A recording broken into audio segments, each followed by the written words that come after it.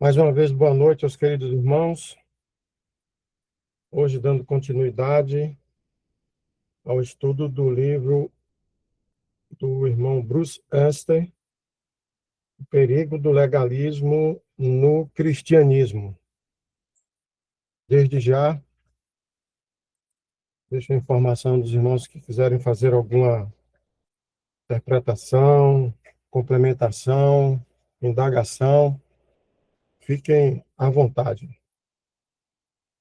O título hoje, Sua Conversão e Comissão Divina, previsto no capítulo 1, versos 13 ao 17.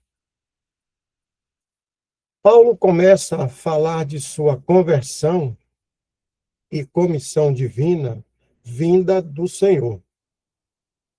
Ele não tinha intenção de ocupar seus leitores consigo desnecessariamente. Segundo Coríntios, capítulo 4, verso 5. Mas sua vida era um testemunho do poder e graça de Deus. E isso era algo que os Gálatas desesperadamente precisavam enxergar.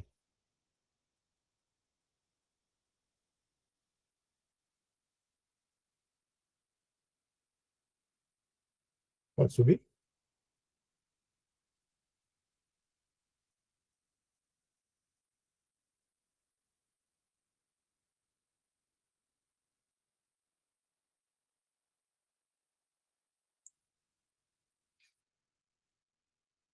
A repreensão necessária. Capítulo 1, versos 6 ao 12. Desculpa. Esse sério afastamento da verdade do Evangelho demandava uma repreensão severa. Normalmente, as epístolas de Paulo, após saudar os santos... Licença, Hilton. Oi? Licença. Eu voltei, irmão. Perdão. Pois não. Entendeu? Entendi. Vou colocar no ponto certo aqui. Perdão.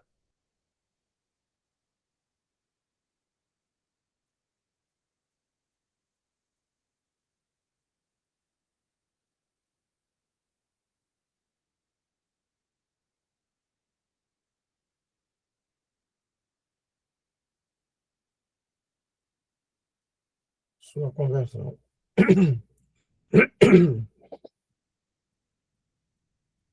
Três razões para mencionar sua conversão, dando uma continuidade à circunstância da vida de Paulo.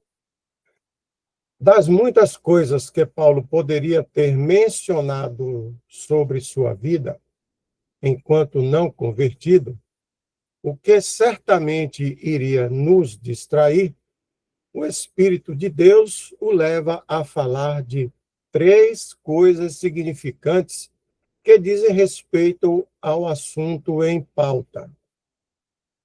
Elas são introduzidas aqui porque possuem uma aplicação direta na dificuldade em que os Gálatas haviam entrado.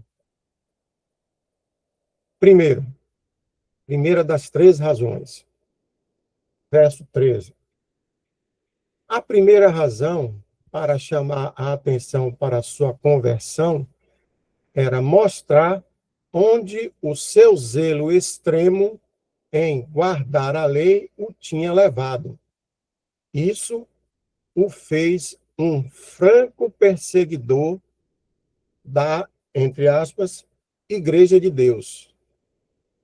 Isso mostra que quanto mais alguém é envolvido no sistema de obras baseado na guarda da lei, tanto mais ele será antagônico aos princípios da graça, que é a essência do Evangelho. Legalismo e graça são completamente opostos um ao outro e não podem permanecer em um terreno comum. A verdade disso deveria ter alarmado os Gálatas. Significava que a linha em que estavam os levaria a serem oponentes diretos do Evangelho da graça de Deus. Esse item 1 é como se fosse o côncavo e o convexo, né? Eu me lembrei de uma situação interessante.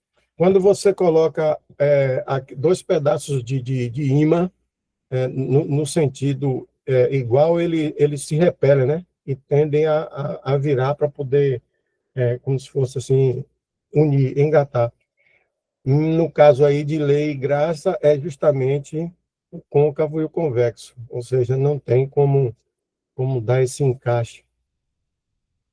Segunda razão, verso 14.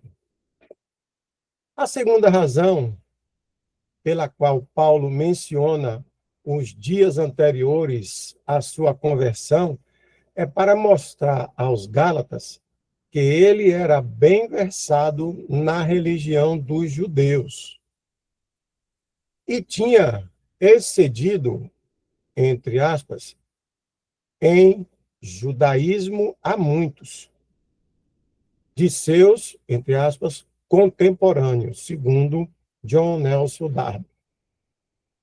Ele não estava se gloriando, mas dando a conhecer a eles que não era negligência de sua parte a omissão de elementos judaicos, entre parênteses, guardar a lei, circuncisão, etc., no seu evangelho.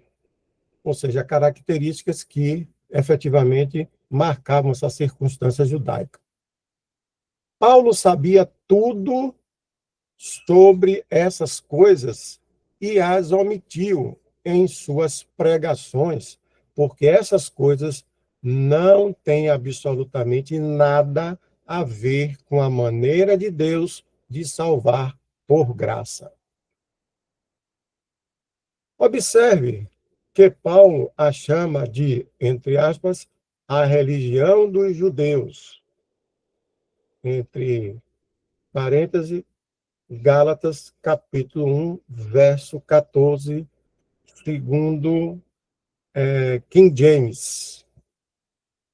Ele não diz que era a religião de Deus. Ele fala dessa forma porque o judaísmo tinha há muito sido colocado de lado e já não era reconhecido por Deus. Entre parênteses, João capítulo 4, verso 21, Romanos capítulo 11, versos 1 ao 16. O apóstolo João fala de modo semelhante, chamando as diferentes festas em Jerusalém de, entre aspas, a Páscoa dos judeus e, entre aspas, a festa dos judeus. Ele não as chama de festas de Jeová, entre parênteses, João, capítulo 2, verso 13, capítulo 5, verso 1, capítulo 6, verso 4, capítulo 7, verso 2, capítulo 10, verso 22, capítulo 11, verso 55. O Senhor também indicou isso em seu ministério. No começo de seus dias de ministério, ele chamou o templo de, entre aspas, casa de meu pai. Está lá em João, capítulo 2, verso 16. E mais tarde, de, entre aspas, minha casa. Em parênteses, Mateus, capítulo 21, verso 13. Mas, depois de ter sido formalmente rejeitado pela nação, ele deixou o templo e o chamou de vossa casa, tá? Entre aspas. Mateus, capítulo 23, verso 38. Sendo assim, Os Gálatas precisavam entender que estavam adotando elementos de um sistema que havia sido deixado de lado por Deus. Eles claramente estavam indo para a direção errada. Vamos dar uma olhada nesse Mateus 23, 38?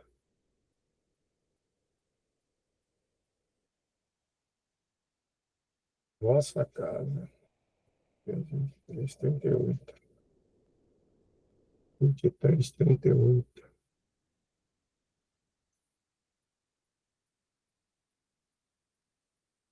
Vou começar do 37. Jerusalém, Jerusalém, que matas os profetas e apedrejas os que te são enviados. Quantas vezes quis eu ajuntar os teus filhos, como a galinha junta os seus pintos debaixo das asas, e tu não quiseste. Eis que a vossa casa vai ficar-vos deserta.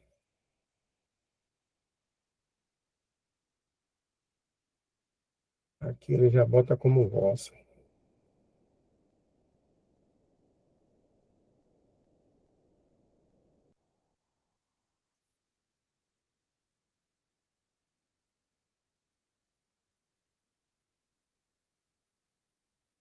Irmão Jefferson, os irmãos que estão aí reunidos, amigos do Senhor, no caso aí, essa vossa casa que ele quis se referir, já seria assim uma vossa casa por quanto destituída da presença de Deus? Porque antes ele estava chamando minha casa, e agora ele botou vossa casa, e aqui, ó, ficar deserta. Seria da ausência de Deus?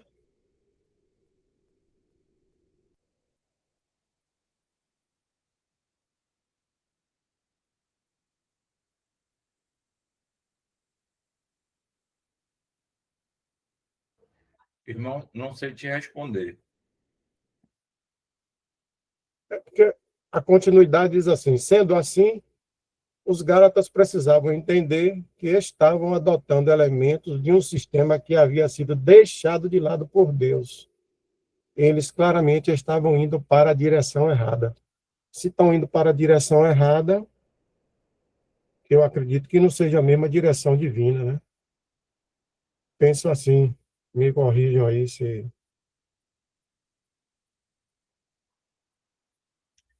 Certamente é isso mesmo, irmãos, é porque ele deixou de dar frutos, né? Hoje o testemunho pertence à igreja, né? Então o Senhor não está mais operando na nação, né? Em Israel, que era a casa dele. Israel sempre foi a casa de Deus, mas já não mais é. Hoje a casa de Deus é a igreja. Então ela ficou deserta, né? Porque sem Deus é só deserto. E a igreja hoje é a casa de Deus e ela é frutífera. Está dando frutos. Até o momento certo, né? E aí Israel volta a ser essa casa e não mais vai ficar deserta, né? No milênio. No milênio, perfeito. Grato, isso mesmo. Terceira das razões, versos 14 a 16. A terceira razão pela qual Paulo menciona sua conversão é para demonstrar o poder de Deus para libertar alguém do legalismo. Ele mesmo havia sido, entre aspas, extremamente zeloso da lei e das, entre aspas, tradições de seus pais. Mas Deus o libertou.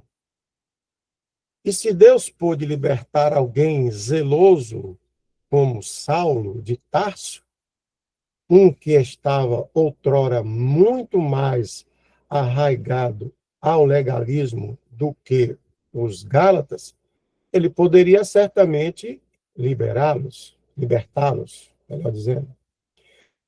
Isso mostra que a triste condição deles era recuperável. Este fato, apresentado pelo apóstolo, tinha a intenção de encorajar os Gálatas a ouvir e agir naquilo que estava para lhes falar nesta epístola em relação ao erro deles. Ou seja, aqui nós vemos a intenção e a graça de Deus, né? Que apesar dessa circunstância errônea, não só dada pela circunstância de Paulo como zeloso e tradicional, mas era recuperável. Tanto sim que o próprio Senhor agiu com ele mesmo, né? Com Saulo.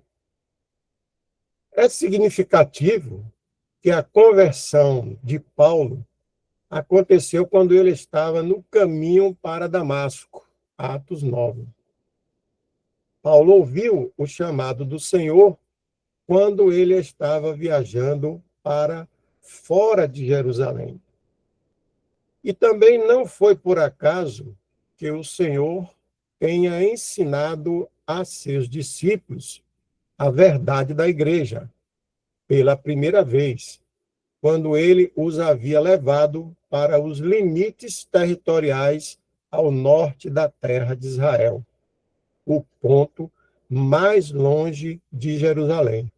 Está lá em Mateus, capítulo 16, versos 13 a 18. Estas coisas são indicativas do fato de que judaísmo e cristianismo são duas ordens contrastantes. Quanto mais alguém se afasta do judaísmo, tanto mais claramente enxergará a verdade do cristianismo.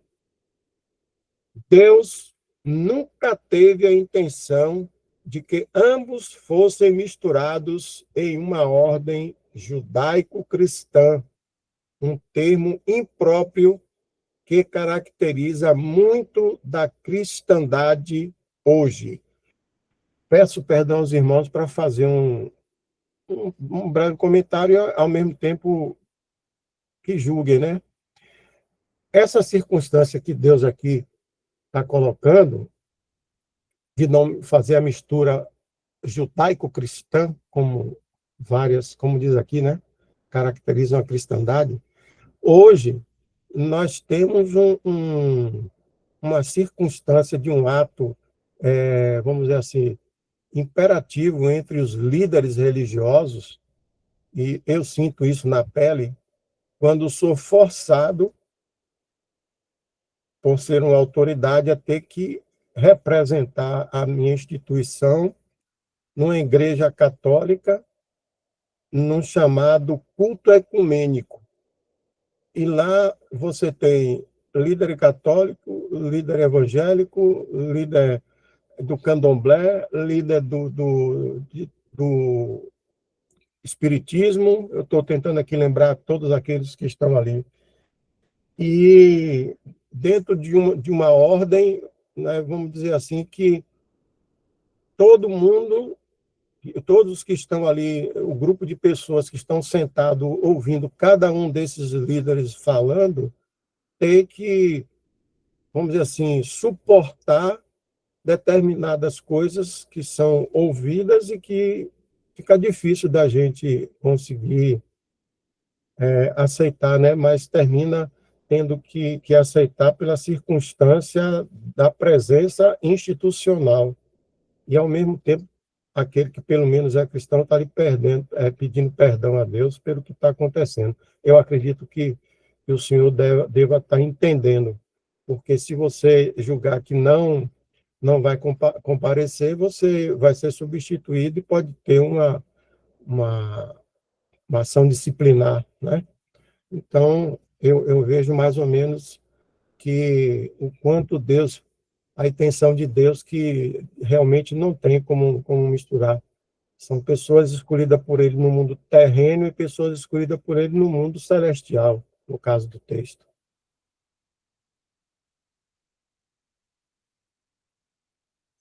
Seguindo aqui, se algum irmão quiser fazer algum comentário. O primeiro ponto de Paulo deve ter alarmado os Gálatas e produzido uma busca em seus corações quanto ao caminho em que estavam. Seu segundo ponto deve ser ter feito com que eles percebessem que haviam adotado algo o qual Deus não apoiava. E este terceiro ponto deve tê-los preparado para ouvir aquilo que ele estava para escrever. A mensagem de Paulo foi divinamente revelada a ele, mas não foi apenas revelada a ele, verso 12. Foi também revelada nele, verso 16. A partir de então, Paulo procurava pregar, entre aspas, seu filho, entre parênteses, não um sistema baseado em obras, entre aspas, a toda criatura que há debaixo do céu. Colossenses capítulo 1, verso 23. Não era uma religião que ele pregava, mas um relacionamento com uma pessoa divina, o Filho de Deus. Atos capítulo 9, verso 20. É interessante essa expressão, né? Que foi revelada a ele, no verso 12, e revelada nele, ou seja, utilizando ele também, né? No verso 16. Os irmãos quiserem fazer algum comentário, algum acréscimo, fique à vontade. Ou alguma pergunta, se tiver alguma dúvida.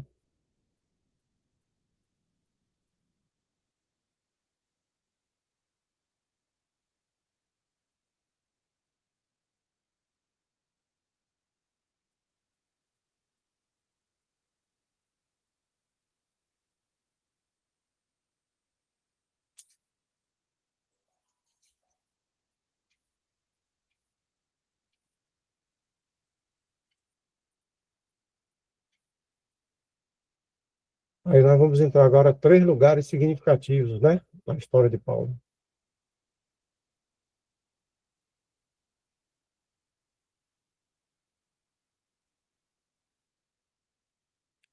Um ponto aí interessante, irmãos, para ressaltarmos é que é muito comum, principalmente quando estamos nos afastando, né, do sistema e pedindo lugar à mesa e tal, para entrar em comunhão, à mesa do Senhor, vir em primeiro lugar o pensamento, uma preocupação muito grande em reunião, em estar reunido, em estar junto com irmãos que estão professando essa mesma fé. Isso acontece geralmente com a maioria, e é importante pensar acerca disso, que a ocupação primeira e correta e válida, e o primeiro pensamento que tem que vir, o desejo no coração, é de estar com o Senhor, encontrar o Senhor, saber a vontade do Senhor. A conversa tem que ser direta com o Senhor. E aí depois, quem sabe, talvez eu me reúna com vocês, por assim dizer. Mas tem que ser exclusivo, o seu coração tem que estar exclusivo ao Senhor, para o Senhor, tudo nele. E por isso que eu digo, talvez eu me reunir com vocês, porque se o Senhor colocar em meu coração, aí eu farei. Se o Senhor não colocar isso em meu coração, ninguém vai me convencer de que esse é o terreno correto de reunião. Só o Senhor pode fazer isso. É muito importante ter essa experiência com o Senhor. Fazer isso, irmãos, vai te trazer muita paz e segurança na caminhada de fé. Perfeito. Próximo item, 3 lugares significativos na história de Paulo. Nos versículos 17 e 18, Paulo menciona 3 lugares que foram significativos em seu chamado e preparação divina para seu serviço: Damasco, Arábia e Jerusalém. Primeiramente, entre aspas, Damasco. Atos, capítulo 9, verso 1 a 22. Foi onde ele foi convertido a Deus, recebeu o Espírito Santo e onde foi primeiramente introduzido à comunhão com os irmãos de, entre aspas, fé igualmente preciosa, previsto em 2 Pedro, capítulo 1, verso 1. Em segundo lugar, entre aspas, Arábia, deserto, foi onde Deus o preparou para o trabalho que ele haveria de fazer. Atos, capítulo 9, versos 22, 23. Ele tinha recebido sua mensagem por revelação, mas precisava aprender, assim como todos precisamos, que a carne para nada aproveita nas coisas de Deus. Entre parênteses, João, capítulo 6, verso 63, e Romanos, capítulo 7, verso 18. Esta lição somente pode ser aprendida por experiência, e isto leva algum tempo. Era algo que os judaizantes, evidentemente, não haviam aprendido. Acrescentar a lei à vida de um crente para o seu aperfeiçoamento cristão, que era aquilo que eles estavam tentando fazer, entre parênteses, Gálatas, capítulo 3, verso 3, é uma prova clara de que alguém não entende o fim da carne, como sendo totalmente inútil e condenada por Deus. Romano, capítulo 8, verso 3. Dá uma pausazinha aqui para ver se o irmão quer fazer algum comentário. Se alguém puder me ajudar aí, eu estava aqui me lembrando, na hora que falou que Deus utilizou, foi o deserto, não foi? Falou aqui? Utilizou o deserto para, em segundo lugar, para preparar o trabalho que ele havia de fazer. O que me veio na cabeça de imediato foi aquela levada do Espírito Santo de Jesus Cristo ao deserto, como algumas coisas de prova que iria passar. Foi o que me veio aqui na cabeça assim de imediato. Não sei se aproveita alguma coisa, mas de qualquer jeito era uma preparação também, não? Eu acredito. Não vou dizer para se ele teria capacidade ou não, mas para ver as coisas em carne aqui na Terra. Uma partezinha na Bíblia que tem assim, Jesus Cristo veio à Terra em forma de carne para nos salvar, alguma coisa assim. Aí me veio na cabeça essa passagem do preparo, né?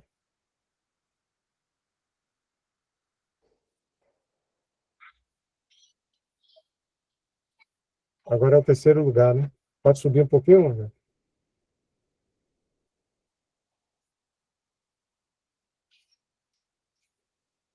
O terceiro lugar que Paulo menciona é Jerusalém, entre aspas, o centro do judaísmo, onde os legalistas se gloriavam na lei de Moisés. Paulo deixa muito claro que ele havia se afastado de Jerusalém depois de ter sido salvo. Isso era um bom exemplo para os Gálatas, porque tudo que Jerusalém significa, perdão, porque tudo que Jerusalém significa apenas tende a dificultar os cristãos. Suas influências contribuem para a servidão da lei, entre parênteses, Gálatas, capítulo 4, versos 24 e 25. Paulo mesmo é um exemplo disso.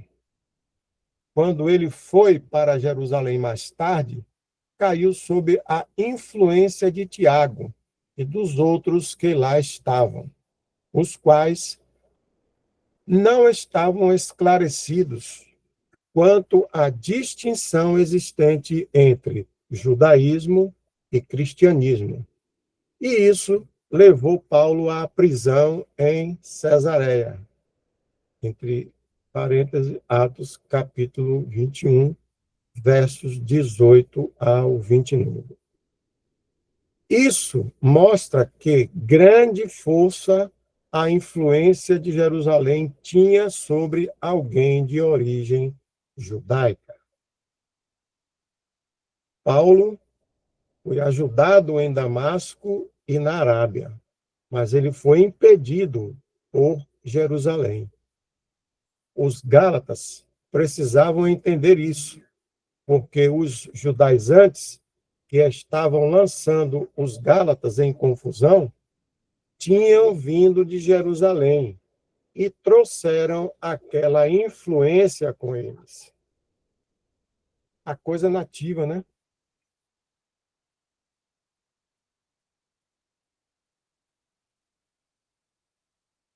Quando eu não sei se aconteceu aí com os demais irmãos, mas quando nós saímos da denominação, queira ou não queira, por uma circunstância até natural, como eu falei agora, né, o nativo, para reunir aqui entre os irmãos, a gente sempre vinha com alguma coisa e durante um certo razoável tempo, ainda termina fazendo algumas coisas. Não por, vamos dizer assim, por querer, né? Mas porque está, como eu aprendi uma vez na prática de tiro, diz assim, está na massa do sangue. E quando está na massa do sangue, a gente, para tirar, tem que fazer alguns exercícios. E isso nós temos no livro de Bruce Anstey, Ordem de Deus. Tem uma partezinha lá que o Bruce Anstey diz assim, eu não estou lembrado aqui, eu estou até com o livro aqui na mão, mas ele diz assim, nós temos que esquecer muitas das coisas, praticamente, do que trazemos das denominações para poder entrar numa órbita divina de ordem de Deus, do verdadeiro cristão, né? Isso é bom.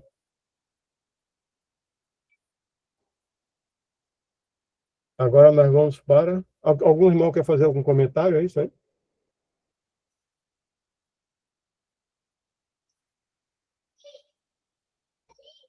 Aí o próximo agora é a defesa de Paulo de seu apostolado, né? Ah, não. Mais embaixo, né? A da história.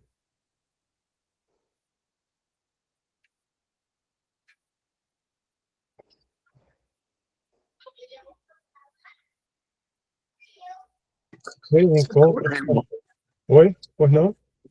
Essa carta, né, aos Gálatas nos mostra principalmente o quanto não podemos confiar na carne. Porque está aí grandes relatos, né? Olha a luta que o apóstolo Paulo está tendo aí com os Gálatas, cada detalhe dessa carta, o que ele está escrevendo. E a gente já conhece a história, né, do judaísmo, a gente já conhece o Velho Testamento inteiro, tudo que aconteceu. Israel sempre, cada rei, né, ia bem, daqui a pouco degringolava e dava tudo errado, né? Mesmo homens escolhidos como Davi e Salomão, né, tentando aí cumprir a lei, mas eles só pioravam e cada dia que passava era pecados e mais pecados, erros e mais erros, erros que a gente fala, nossa, mas é possível, como pode? Salomão, no resto da sua vida, o homem mais sábio, não tinha ninguém tão sábio quanto ele, e se prostrar diante de imagens, né, e adorar um outro Deus só por conta de mulheres, sendo que já tinha 1000. Então, olha como é a nossa carne, irmãos. E será por que essa carta ainda foi escrita em Novo Testamento e a gente está meditando nela aqui hoje? É porque a gente vai chegar no fim e a nossa carne ainda é a mesma, ela nunca mudou, ela não melhora, né? Ela sempre é isso mesmo, ela é ruim, ela é maligna. Então, certamente, pontos, né, de atenção para nós, porque às vezes a gente pensa que não, mas a gente pode estar também fazendo coisas que não agradam ao Senhor, ou que ainda são coisas carnais, mesmo coisas lícitas. Mas, por confiar na carne, né? Eu acho que eu já até comentei isso uma outra vez, né? No sistema principalmente, quantas vezes eu oro, a gente começa a contar essas coisas, né? Eu oro 3 vezes, eu oro 4 vezes ao dia, como é que eu oro? Eu oro mais do que Daniel ou eu oro igual a Daniel? E a gente começa a fazer esses comparativos, né? Eu jejuei quantos dias, né? Eu leio a Bíblia, quantas vezes eu leio a Bíblia por dia? Eu já li a Bíblia toda, quantas vezes eu li a Bíblia toda? Isso é carne, irmãos. Eu já li a Bíblia toda, já 10 vezes. Durante minha conversão, tenho 40 anos de cristão e tal, e minha vida eu ando muito bem hoje, tá? Conheço a Bíblia de Gênesis, Apocalipse, né? Eu frequento as reuniões todos os dias, estou na live aqui já com os irmãos desde 2000 e me esqueci. Mas já tem muito tempo que eu estou em live, nossa. Né? Já tem um irmão que começou, mas ele parou, ele nunca mais apareceu na live, olha só, né? É assim mesmo, né? Mas eu ainda continuo aqui, nossa, né? Como eu sou crente, né? Como eu sou firme, graças a Deus. Então, irmãos, se não tivermos cuidado em grande ou pequena ou média, né, medida, por assim dizer, a carne continua atuando, ela está aqui e a gente tem que estar o tempo todo realmente entendendo o porquê, né, das coisas que foram escritas, para que a gente não fique pensando, isso aí foi escrito lá para os Gálatas. Não, isso aí foi escrito para João, para Isaac, para Dal, para todos, né? Isso aí foi escrito para nós mesmos, porque essa carne continua aqui.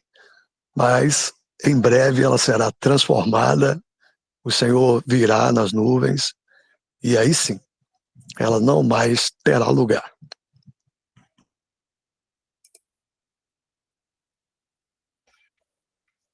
Próximo item. 3 encontros com Pedro. Capítulos 1, verso 18. Capítulo 2, verso 21. Só uma curiosidade, irmão Isaac. Na hora que você falou aí sobre a circunstância da carne, a desobediência e tal, eu estava pensando na época do rei Davi, que você falou que teve 1000 companheiras, né? Eu pensei até que... Eu acho que eu disse Salomão, não? Davi? Foi Davi? Salomão, não? Salomão. Eu não estou lembrado quanto tempo viveu Salomão, né? Mas Davi morreu aos 70 anos, salvo engano. Ele reinou Judá 7 anos e morreu com 70 anos, 7. O Salomão não tem uma lembrança assim da história, não. Mas, caramba, rei é rei, né? Eu vou relembrar só um pouco. A carne atuou o tempo todo, entendeu? Por exemplo, Salomão fez tudo o que o Senhor disse que não era para fazer. O Senhor falou que não era para criar cavalos do Egito, foi uma das primeiras coisas que ele fez. Não tinha que voltar no caminho do Egito, ele voltou. E não só criou cavalos do Egito, que era proibido ao rei, como ele casou com a filha do faraó. Foi a primeira esposa dele. E edificou um palácio para ela, e parece que demorou muito mais tempo do que o templo, se não me falha a memória. A casa que ele fez para a mulher dele, né? A filha do faraó. Isso é só o início. E também que não podia aumentar muito em prata, em ouro, era uma ordem do Senhor para o rei de Israel. Que ele deveria confiar no Senhor, e não nas suas armas, e não nos cavalos, e não nas joias, nas riquezas. E a história mostra que ele fez tudo ao contrário. Ele criou cavalos de onde não era para criar, ele multiplicou muito prata e ouro, e mulheres também, e mulheres estrangeiras, que era proibido, inclusive. Também. Então, assim, e no final ele se prostra, né, diante de imagens de escultura, né, para adorar ali, por conta de mulher também. Então, isso é uma prova real de que a carne é a mesma. Ela está em todos os seres humanos depois que Adão e Eva pecou. Totalmente maligna, e por isso que a carne para nada aproveita. E é necessário até hoje estarmos vigilantes, atentos, até sermos transformados. E vence o tempo, né, que chegou até nós também e vai continuar nos descendentes. Vamos lá. 3 encontros com Pedro. Pois não, Jorge? Só uma reflexão sobre o que o irmão Isaac estava falando antes. Tem um detalhe também, né, que uma coisa importante que nós devemos aprender, né, não que a gente vai, o irmão estava falando sobre leitura da Bíblia, essas coisas assim, não que a gente deva parar de ler, ou não ter ações, né, de santidade, ou qualquer coisa que seja agradável ao Senhor. Mas a gente tem que entender que cada coisa em que a gente faz em nossas vidas, seja se apartar do mal, andar em santidade, a leitura da Bíblia, quantas vezes for que a gente tenha que ler, que a gente tenha nosso exercício, tudo isso aí a gente faz não para medir, né, um para com os outros. Eu faço mais do que aquele, então eu sou mais espiritual, nada disso, mas cada coisa que a gente faz para o Senhor, né? Tem até um versículo que eu queria compartilhar, se o irmão puder colocar. Romanos capítulo 14.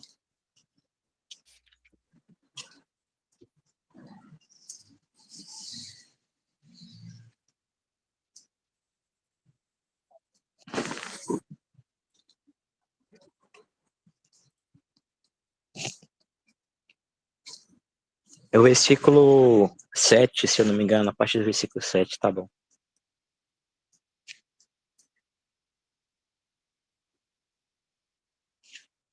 Deixa eu ver o versículo 6. Vamos puder subir um pouquinho.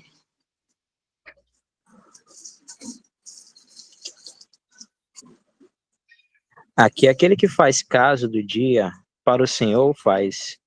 E o que não faz caso do dia, para o Senhor o não faz. O que come, para o Senhor come, porque dá graças a Deus. E que não come, para o Senhor não come, e dá graças a Deus. Porque nenhum de nós vive para si mesmo, e nenhum morre para si mesmo. Porque se vivemos para o Senhor, vivemos. Se morremos, para o Senhor, morremos.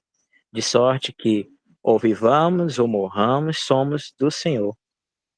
Então, cada um de nós, a gente tem a nossa vida diante do Senhor.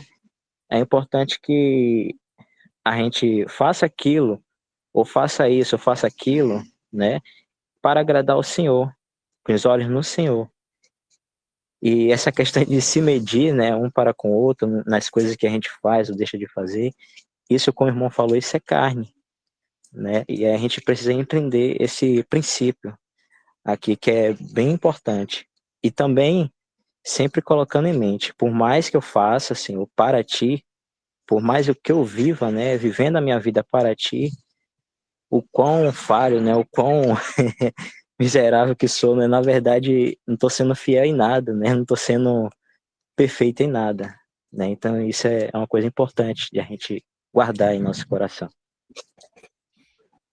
Perfeito. Mais um complemento, irmão George, e ainda vou além. Mesmo você não medindo com outros irmãos o que você está fazendo, mesmo fazendo para o Senhor e no Senhor, se eu não tiver cuidado, mesmo só eu com o Senhor, a minha carne pode aparecer. E eu falar para o próprio Senhor, olha o quanto eu estou lendo a Bíblia, olha o quanto eu estou orando, olha o quanto eu estou fazendo, hein? Veja que eu estou indo muito bem, viu, na minha caminhada. É carne, entendeu? Porque é Ele quem opera em vós, tanto o querer como o efetuar. É o Espírito Santo que vai nos aperfeiçoar até o fim. Então, é muito além. A carne não é brincadeira, ela é totalmente maligna. E eu estou falando porque eu conheço a minha carne. Então, de vez em quando eu tenho que fazer isso, lembrar desses versículos. É Ele que opera em mim, tanto querer como efetuar. E é o Espírito que vai aperfeiçoar até o fim. Aí, quando eu lembro desses versículos, eu posso falar, glória a Deus, Senhor, É o Senhor que está no controle e não sou eu. Aí costumo até pensar assim, quando eu erro, sou eu. Quando eu faço alguma coisa espiritual, não sou eu. Positivo. É aquela oposição, né, que fala sobre a circunstância da carne, o exercício da carne, da obra, e viver em espírito e em verdade com o Senhor. Ok. Mais algum irmão quer fazer algum comentário? Irmão Jefferson, no meu são 21 e 4. Esse próximo título aí, se não tiver nada contra, a gente pode deixar para próxima oportunidade, se assim Deus permitir. Se tiver mais alguma indagação, algum complemento, momento oportuno.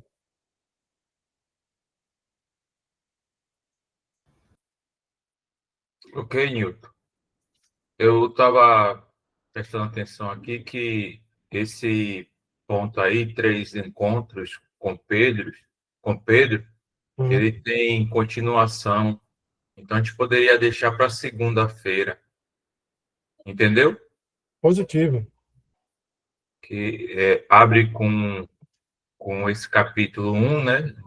18:2, Isso, ou capítulo 1, versículo 18, e capítulo 2, 21.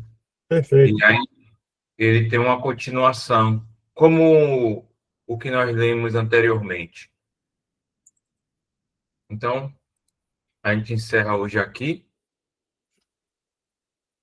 e a gente já pega esse tópico aí com a explicação já do irmão. Ok, então, fecha aqui minha fala e passa aí para o irmão. Certo? Só vou tirar um print aqui para a gente estar encerrando.